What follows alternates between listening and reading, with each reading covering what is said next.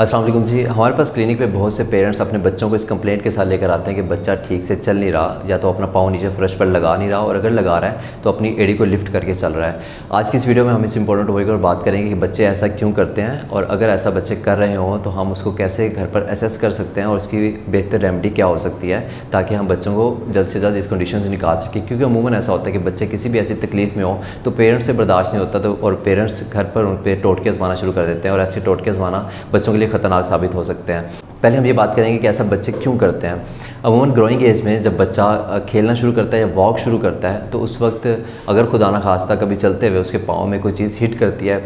कोई कांटा चुभ जाता है या कोई टॉय उसको हिट कर जाता है, तो बच्चा कुछ देर के लिए लंगड़ा कर चलता है। और जब उसको लंगड़ा कर चलने पे घर वालों की तरफ से अटेंशन मिलती है और सब लोग उससे पूछते हैं कि क्या हुआ आपके पाँव में, तो वो इस अटेंशन का फ़ायदा उठाते हुए उसको एज ए फ़न एक्टिविटी लेता है और कुछ देर के लिए लंगड़ा कर चलना शुरू कर देता है। ये देखते हुए पेरेंट्स अमूमन परेशान हो जाते हैं और उसके पाँव पर मुख्तलिफ टोटके दबाना शुरू कर देते हैं। मसलन घरों में पेरेंट्स उस पर गर्म पट्टी लगाना शुरू कर देते हैं, ऑयल की मालिश करना शुरू कर देते हैं, या कोई भी घर में अवेलेबल क्रीम्स जो होती हैं वो उसके पाँव पे लगाना शुरू कर देते हैं। लेकिन अमूमन ऐसा होता है कि बच्चों को फ़िज़िकल पेन से ज़्यादा एक साइकोलॉजिकल फैक्टर डिस्टर्ब कर रहा होता है, और इस फ़न एक्टिविटी के पीछे सब घर वाले परेशान हो रहे होते हैं। इसको असेस करने का सबसे बेहतरीन तरीका ये होता है कि आप बच्चे के साथ ज़रा फ्रेंडली इन्वायरमेंट क्रिएट करें, उसको कॉन्फिडेंस में लें, उसको लेकर बैठें, और उसके पाँव पे अगर चोट लगी है तो आप उसके पाँव पर कोई भी पट्टी वगैरह लगाने के बजाय उसको पकड़ कर आहिस्ता आहिस्ता असेस करना शुरू करें। उसके पाँव के मुख्तलिफ एरियाज़ को अपने थंब से प्रेस करें और चेक करें कि बच्चा कहीं पर पेन की कंप्लेंट कर रहा है या नहीं कर रहा। और ऐसा करते हुए इस बात का ख़ास ख्याल रखें कि आप बच्चे को अटेंशन उसके पाँव की तरफ ना आने दें, उसको बातों में लगा कर रखें, उसको उसके खिलौनों के साथ खेलने दें, या कोई और बंदा उसको बातों में लगाए और आप उस वक्त उसके पाँव को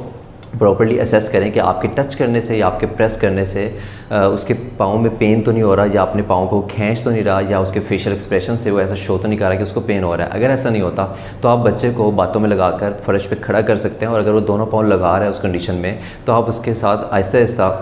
कोई भी फिज़िकल एक्टिविटी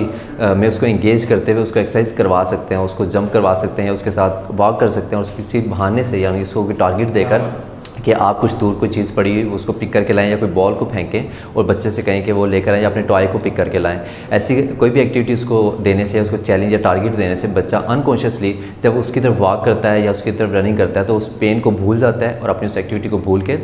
नॉर्मली वॉक करना शुरू कर देता है, और विद इन फ्यू आवर्स जो है वो इस कंडीशन से निकल आता है। आप इस तरह से बच्चे को असेस कर सकते हैं कि आइदर उसका पेन जो है वो फिज़िकल है या वो साइकोलॉजिकल फैक्टर उसको डिस्टर्ब कर रहा है। और अगर खुदा न खास्ता उसको कोई फिज़िकल पेन है और आप ये फील करते हैं कि बच्चा इस सब एक्टिविटी के बाद भी अपना पाँव ठीक से नीचे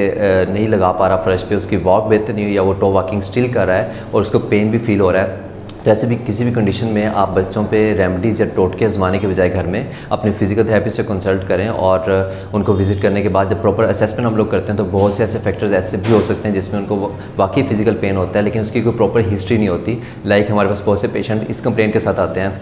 कि बच्चा सोकर उठा था और वो पेन की कंप्लेंट कर रहा था, या फिर ये कंप्लेंट करते हैं पेरेंट्स के बच्चा जब स्कूल से वापस आया तो आकर शाम में उसने पेन की कंप्लेंट करना शुरू कर दी। और अमूमन बच्चे पेन की कंप्लेंट करते हैं अपनी लेग्स में, स्पेशली ग्रोइंग एज में। इसके बहुत से फैक्टर्स हो सकते हैं। हम इसको प्रॉपर्ली असेस करने के बाद बच्चों के लिए प्लान डिज़ाइन करते हैं, और जितना जल्दी उनका डायग्नोसिस और प्लान डिज़ाइन होता है उतने जल्दी हम बच्चों पे इफ़ेक्ट्स देखते हैं। तो जब भी आपका बच्चा कोई भी ऐसी अबनॉर्मल सिचुएशन क्रिएट करता है या कोई भी ऐसे अबनॉर्मल बिहेवियर आपको शो कर रहा होता है, तो ऐसी कंडीशन में आप बच्चों को अर्ली बेसिस पे खुद घर पे असेस करें। और अगर आपको नहीं समझ आता कि बच्चों को क्या इशू है, या विद इन